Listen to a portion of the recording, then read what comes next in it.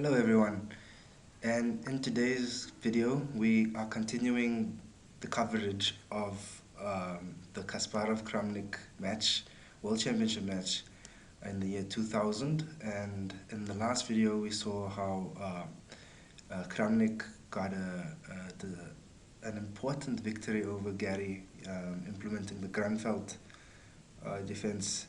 And in this game, in game 10, we'll see the following and the second and only deciding result or decisive result in the World Championship match. In this game, in modern chess theory or terminology that we throw around, it's not often that you see a game being as short as this one was, and it's considered a miniature. The game only lasted 25 moves, and it's quite astonishing to know that at this level of play that a game could end that quickly. But this is where understanding of opening theory comes in, and having a good grasp on the nuances of that. And in this game, Kasparov had the black pieces, Kramnik had the white pieces, and Kramnik opened with 1 to d4, and Kasparov followed up with knight f6, c4, e6, so going up into a Nimzo line here perhaps now with the bishop coming out. Yes, Nimzo Indian, a lot of theory, heavy in theory. A lot of common replies to this. There's queen to c2 is the main reply. Possible responses also g3, knight f3, e3, f3 on its own, and then e4. Very intense in theory. I recommend deep study for all of these lines, especially f3 lines. International master Levi Rosman mentioned this not too long ago in one of his videos, how important it is knowing how to play against the Nimzo overall, and how beneficial the Nimzo can be for both sides if one knows how to play it properly.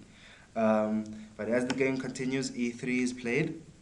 We have castles by black, bishop to d3, standard setup, d5, black now striking in the center, knight f3, c5. Now we're in the Bernstein defense of the Kh8 system.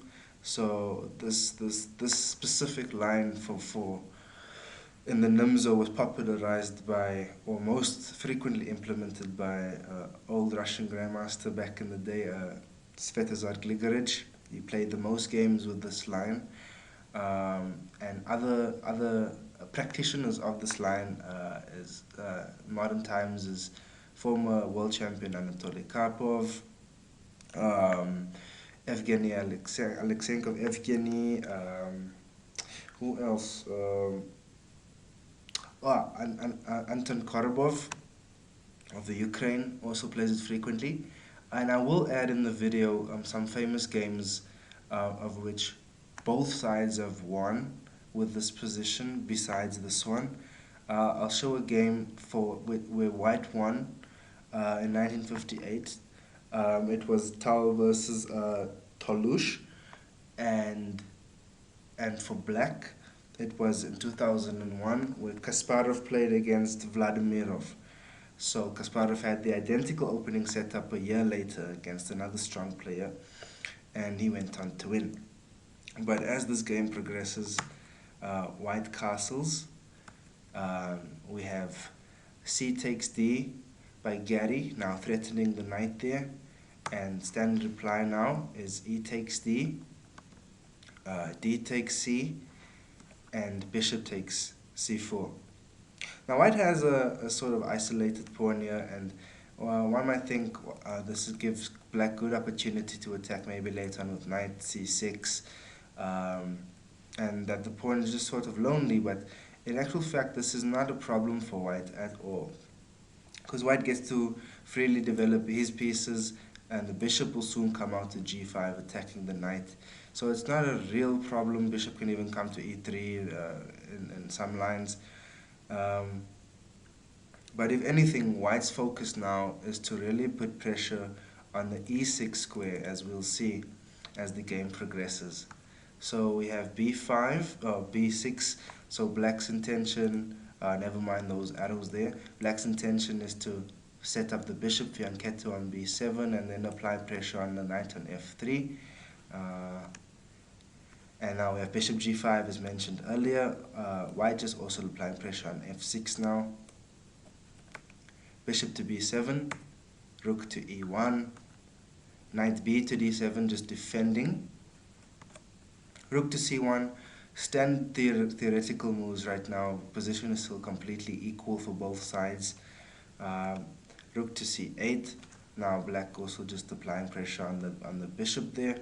And now we have queen to b3, not just defending the bishop, but also eyeing this e6 pawn here, which will be crucial for the next few moves and how black can defend this.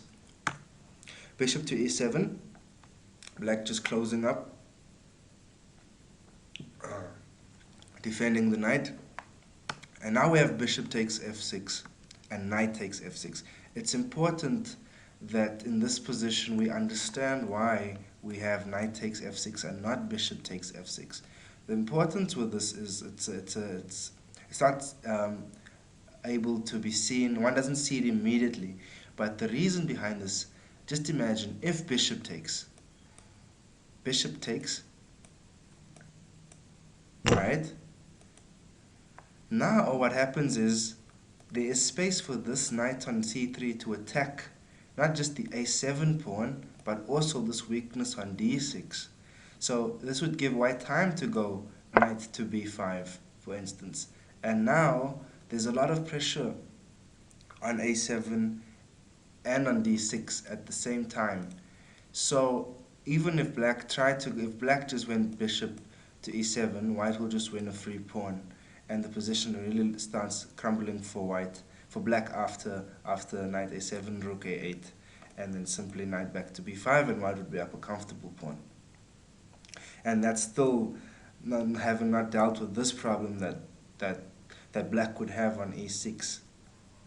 So this is a reason why we would capture with the bishop, as Garry did in the game, instead of with the knight, or with the knight instead of the bishop, apologies. So I have bishop takes e6, and in this position it's recommended that black goes rook c7. Instead,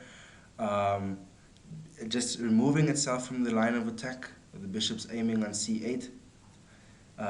Instead, black goes f takes on e6, which is considered an inaccuracy, because now, as we see, not only will this pawn fall, but the bishop is also not sufficiently protected. So the way Kramnik replies is by capturing on e6 with check. So black doesn't have time to really move this bishop away now. So king h8, and white captures on e7. And now we see that the bishop is under attack as well on b7. And white is up a comfortable pawn in this position right now. And the position is much more comfortable for white to play. So we have bishop takes on f3, the best move in the position, g takes, and now black can capture this pawn because it's unguarded, which Kasparov does. And if you look at the pawn count now, white is still up one pawn. The game is it's slightly in white's advantage. White's position is more active in many regards, and beside the double pawn, that's not really an issue. There's no real firepower black has to really apply pressure on this area, so white doesn't have any problems. So knight b5, white now applying more pressure on the a7 pawn and the queen on d4, right? And in this position, it's recommended that black either plays queen to d3 or queen to d2, and the intention behind that move is is to get the queen back to G6 or to H6 to defend for what's to come on the back rank. And I'll explain why just now. Instead, queen takes b2, which immediately weakens the position for black. What happens now is we have queen takes b2, rook takes c8, just getting some pieces off the board, rook takes c8, and now knight to d6. This position is already very troublesome for black, and he needs to play very accurately to somehow extend or prolong this fight. So after knight to d6, the best move in the position is to go rook to a8 to defend from white capturing on a7. And even though there would be checks perhaps on f7, king to g8 will be fine for the moment, as black does have defense on e8 to prevent any immediate back ranks, even though white is dominating this e file. But instead, Garry goes rook to b8, and now Kramnik replies with knight to f7 check, king to g8, queen to e6, perhaps setting up a discovery or a smothered mate, rook to f8, defending and attacking the knight on f7, knight to d8 with check, king to h8, and then we have rook to e7, and it was in this position that black resigned. And it becomes quite clear now, because there's not much that black can do. If rook to g8, for instance, then we just have knight to f7 and it's checkmate. If we have rook to e8, then simply capturing the rook with the queen, and knight captures, and then we'd have rook captures on e8, which would also result in checkmate. So let's just go back a few moves in the position on move 19, where instead of going queen takes b2, we could try queen to d3. Because if queen d3, rook takes, knight d6, rook b8 or rook a8, knight to f7 check, king g8, knight to d6, and then queen to g6 with check. And white would probably answer with king to h1. And in this position, yes, white is still better, but with the exception now that there is some fighting chances for black, in that there's more defense for e8 compared to in the previous position, where we saw there was no way that black could defend after white played queen e7, attacking the rook in the previous position that black resigned in. But in this position, there is still some chances, and the game would prolong. And perhaps queen d3 or even queen d2 in the same scenario, with the exception now instead of g6, we'd go h6.